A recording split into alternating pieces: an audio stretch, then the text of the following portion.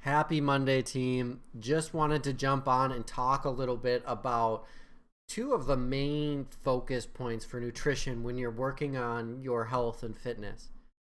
Now, before I dive into these two things, I will say that the assumption is there that you're focusing on whole natural foods. And sometimes we do rely on supplementation, and that's fine, but we do want to work on trying to develop habits around getting both of these things into our diet through whole natural foods, things on the outside edge of the grocery store, single ingredient foods that come from animals or from the ground, that kind of thing. So when we talk about the two major focus points of your nutrition, it's going to come down to protein intake and fiber intake. I'm going to spend a little bit of time talking about both. But I've found that through the years working with clients, if you can get these two pieces in line with what you should be doing, more often than not, most of the other things work themselves out. So let's start with protein. This one's probably the one that's a little bit more commonly known and has been getting discussed a lot more lately and is really the cornerstone of building muscle and just having a healthy body and body composition. But when we think about protein, a lot of people think that they are getting enough. And in all actuality, more often than not, they're usually like around half of what they need. And when I talk about what they need, it's not from a to stay alive perspective. It's more of a like to live optimally or feel your best and perform your best. And also just to help you maintain healthy habits. So for protein, what we're shooting for is about 1 gram of protein per pound of goal body weight on a daily basis. Meaning if my goal body weight is 160 pounds, I'm going to shoot for about 160 grams of protein per day. Now, when you start actually measuring your protein intake, you're going to realize how much food that actually is. And most of your protein sources are going to be animal products. So we think like chicken or turkey or beef or pork, those sorts of foods. Those are the biggest bang for our buck. That also includes fish and all those things, but those are kind of our biggest bang for our buck. It also includes things like eggs and dairy products, especially like Greek yogurts, cottage cheese, those kind of foods. But where most people go wrong is one, they underestimate how much protein they actually eat. And then they don't start the day with a high protein meal and they fall behind through the day and just continually are playing catch up through the rest of the day. So what I really urge all of you to do, if you haven't already, is to look at, okay, how much protein do I need to get in a day? Again, that's goal body weight in grams of protein. How many meals do I usually eat in a day? Somewhere usually between 3 and 5. Divide your target protein by the number of meals. So again, if I need 160 and I'm going to have 4 meals, that's 40 grams of protein per meal. And then go and plan out what your protein sources are going to be for those meals. And start to learn what it looks like to get 40 grams of protein from chicken or 40 grams of protein from ground beef or whatever your protein source may be. Start to learn those things and really plan ahead.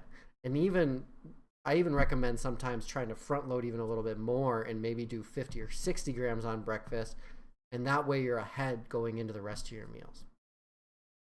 But it's super important that we hit our protein because that is what's really going to help build muscle, speed up the metabolism, but it's also going to keep you full so that you aren't as tempted to go for some of the sweet treats and other things that can derail us on this journey.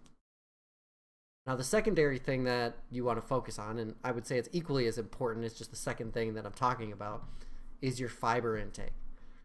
Now, fiber is really good to support digestion.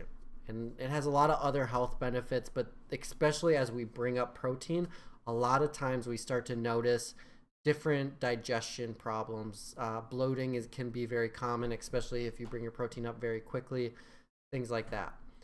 So we want to be aiming for, generally speaking, between 20 to 35 grams of protein per day. And it varies a little bit depending on gender and things like that. But if you're aiming for 20 to 35 grams per day, that's usually a good place.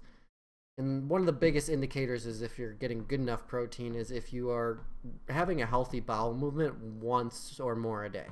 If that's not the case, then usually the first thing I'm going to look at is what's our fiber intake look like. Now, fiber is going to be where a lot of the rest of your plate comes from. So we talk about protein is going to take up a large chunk of your plate with meat or similar. Fiber is going to build out the rest of your plate, and it really looks like things like berries or sweet potato or oats or quinoa or dark leafy greens, carnivorous vegetables like broccoli. Most fruits and vegetables have some amount of fiber.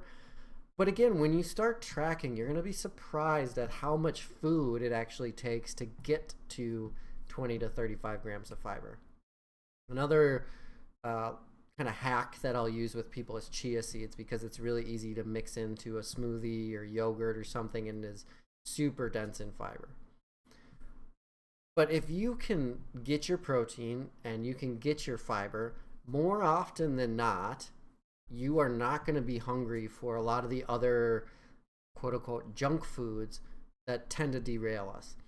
And I can almost guarantee you that if you're hitting your protein intake and you're hitting your fiber intake on a daily basis, consumed through whole food sources, that you will be moving in the direction of a healthier body composition and just generally better health.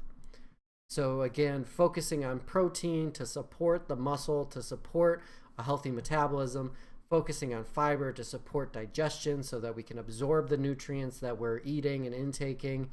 And both protein and fibrous foods are very filling, so it's kind of blocking out all the food noise that keeps us away from our goals. So as you go into this week, those are the things that I really want you to look at and pay attention to. Am I being intentional about making sure to get my protein goal? Do I have a plan for that? Am I making sure that I'm including a lot of fibrous foods to supplement that and make sure that my digestion is good? And am I getting them from whole food sources? And if you have any questions around any of that, please don't hesitate to ask. I'm more than happy to help. Also, Google is a great resource for figuring out which foods are high in fiber, which foods are high in protein, and kind of starting to learn about how much of each I'm going to need every day. All right, guys, have a great rest of your Monday and a great rest of your week, and we will talk soon.